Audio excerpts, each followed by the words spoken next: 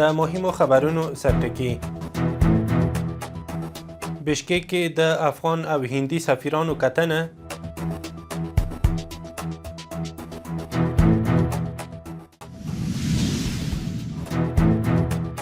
نشهیي توکو پر وړاندې د مبارزې د کاري ډلې څلورمه غونډه.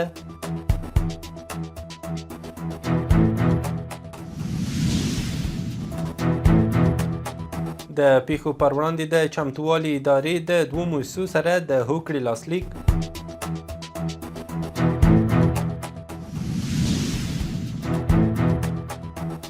او ټي ټي پي ته د افغان حکومت له لوري د وسلو د ورکړې ردېدل.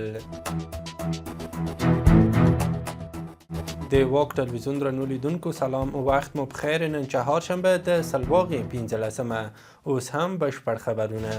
په قرغیزستان کې د اسلامي امارت سفارت پر ایکس لیکلي چې په بشکک کې د افغانستان اسلامي امارت د سفارت سرپرست عبدالشکور حقانی د هند جمهوریت له سفیر بیریندر سینګ سره کتلي دي.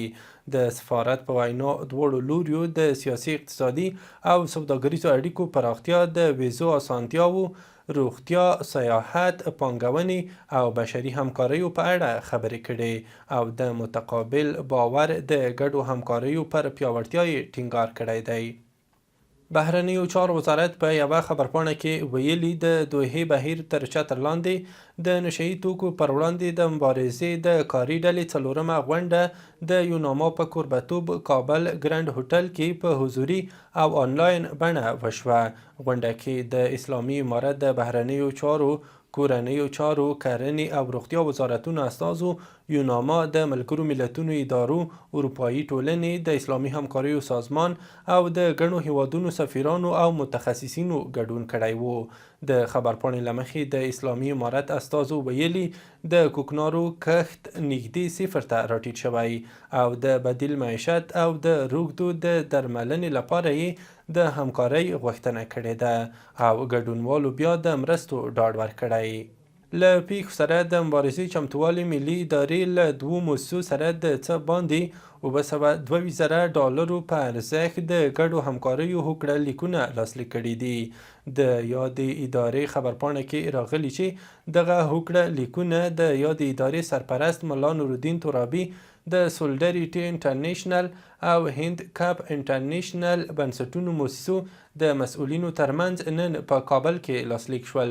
سرچینې زیاته کړي چې د لاسلیک شویو هوکړو موخه د طبیعي پیښو د ګواښونو کمول، د ټولنې پیاوړتیا او د معلولیت لرونکو کسانو ملاتړ ښودل شوی دی.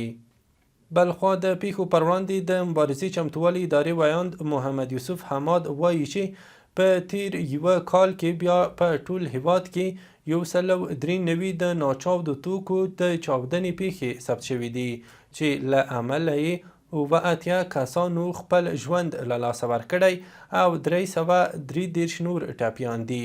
نوموړی وایي په یادو پیښو کې ډیره مرګ ژوبله ماشومانو ته اوښتې ده. حماد وایي په یاده موده کې څه باندې 4,000 ماینونه او ناچاوده توکي کشف او شنډ شوي دي. د سرطان نړیوالې ورځې په مناسبت د روغتیا نړیوال سازمان د افغانستان څانګې ویلي چې په افغانستان کې د سرطان پر ناروغۍ د اخته کسانو ملاتړ ته دوام ورکوي. دغه بنسټ پر خپله ایکس پاڼه په یوه پیغام کې ویلي چې د سرطان د مخنیوي لپاره هر کوچنی ګام هم د ژوند ژغورلو ارزښت لري. روغتیا سازمان زیاته کړي چې د دې بنسټ تمرکز د سرطان پر وختي تشخیص، د عامه پوهاوي زیاتولو، اغیزناکې درملنې او له ناروغانو سره د مهربانه پاملرنې پر وړاندې کولو دی. عدلي وزارت کې سرچینو رسنیو ته هغه راپورونه رد کړي چې ګواکې تازه یې د 1400 علمي، دیني او کلتوري بنسټونو د فعالیت جوازونه لغوه کړي دي. تر دې وړاندې ځینو رسنیو راپور ورکړی و چې اسلامي امارت د حامد کرزي بنسټ په ګډون د شاوخوا 1400 ټولنیزو، مدني، علمي، مذهبي او فرهنګي بنسټونو د فعالیت جوازونه لغوه کړي دي. د افغانستان د سوداګرۍ او پانګونې خونې رئیس په کابل کې د ایران له سفیر سره وکتل او د دواړو هیوادونو ترمنځ د سوداګرۍ او پانګونې پر پراختیا خبرې وکړې. په دغه کتنه کې د ترانزیت او سرحدي اسانتیاوو پر ښه والي او د ترانسپورتي زیربناوو پر پیاوړتیا هم بحث وشو څو سوداګریزې چارې لا اسانه او چټکې شي. د هوا پیژندنې ادارې سبا او بله ورځ د هیواد په 28 ولایتونو کې د بارانونو او سیلابونو راوتلو اټکل کړی دی. دغه ادارې د سیندونو پر غاړه میشتو اوسیدونکو ته خبرداری ورکړی چې د سیندونو په غاړه کې له هر ډول تګ راتګ ډډه وکړي. یادې ادارې ویلي چې د هیواد د سیندیزو حوزو په ځینو برخو کې د اوبو د کچې لوړوالی او د سیلابونو راوتلو اټکل شوی دی. د ورښتونو له امله د سیلابونو او د اوبو د کچې لوړوالي وړاندوینه په هرات، غور، بادغیس، فراه، نیمروز، هلمند، کندهار، روزګان، جوزجان، سرپل، فاریاب، بلخ، سمنگان، بغلان، غزنی، لوګر، میدان وردګ، کابل، پنجشیر، کاپیسا، پروان، پکتیکا، پکتیا، خوست، لغمان، کونړ او نورستان ولایتونو لپاره شوې ده. د روسیې د ترانسپورت وزارت روسي آژانس ته ویلي دا مهال د روسیې او افغانستان ترمنځ د الوتنو یوازینی هوایي شرکت آریانا افغان هوایي شرکت دی. د وزارت په وینا د افغانستان نور هوایي شرکتونه د دې لپاره غوښتنلیکونه نه دي ورکړي او روسي هوایي شرکتونه هم افغانستان ته د الوتنو لیوالتیا نه لري. د روسیې د ترانسپورت وزارت ویلي اوسنی هوایي تګ راتګ یوازې د آریانا له خوا د کابل او مسکو د شیرمیتیو هوایي ډګر ترمنځ اونیزو الوتنو پورې محدود دی.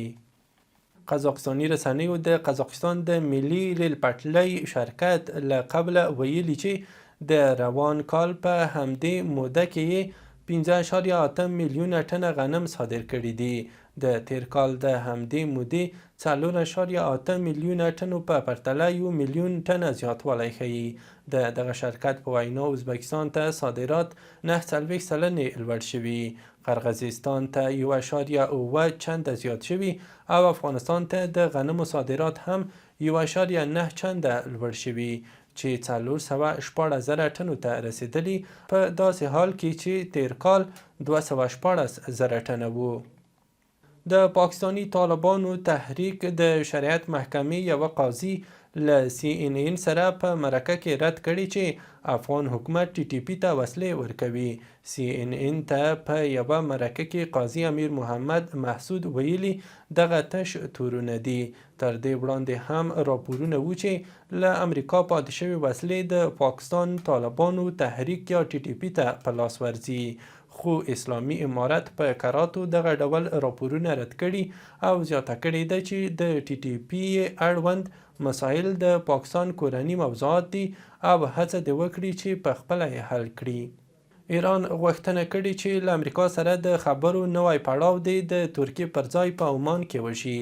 دا خبرې د یوازې تر اټومي موضوع پورې محدودې وي. رویټرز خبري آژانس ویلي تهران نه غواړي د توغندیو پروګرام او سیمه ییز فعالیتونه د اجنډا برخه شي. په راپور کې راغلي بلخوا واشنګټن هڅه کوي دا موضوعات هم خبرو کې شامل کړي. دا غوښتنه په داسې وخت کې شوې چې په منځني ختیځ کې تاوتریخوالی او د امریکا پوځي حضور زیات شوی دی. نړیوالو رسنیو راپور ورکړی چې د لیبیا د پخواني رهبر معمر القذافي تر ټولو مشهور زوی سیف الاسلام قذافي وژل شوی دی. کورنۍ ته نږدې سرچینو د هغه وکیل خالد الزایدي او لیبیایي رسنیو دا خبر تایید کړی دی. د لیبیا لوی څارنوال وایي سیف الاسلام په ډزو وژل شوی، خو په اړه یې څېړنې روانې دي. وروستی خبر هم ده چې روسیې ولسمشر ولادیمیر پوتین د سعودي عربستان له ولیعهد محمد بن سلمان سره د انرژۍ نړیوال بازار د ټیکاو په اړه ټلیفوني خبرې کړې دي. د کرملین مطبوعاتي دفتر ویلي په دې ټلیفوني اړیکه کې دواړو لورو د انرژۍ نړیوال بازار د ثبات د ساتنې لپاره د همکاریو او د نړۍ او سیمې د روانو حالاتو په اړه خبرې کړې دي. دواړو لورو هوکړه کړې چې په سیاست، سوداګرۍ، اقتصاد، کلتور او بشردوستانه چارو د همکارۍ پیاوړتیا لپاره به خپلو ګډو اقداماتو ته دوام ورکړي.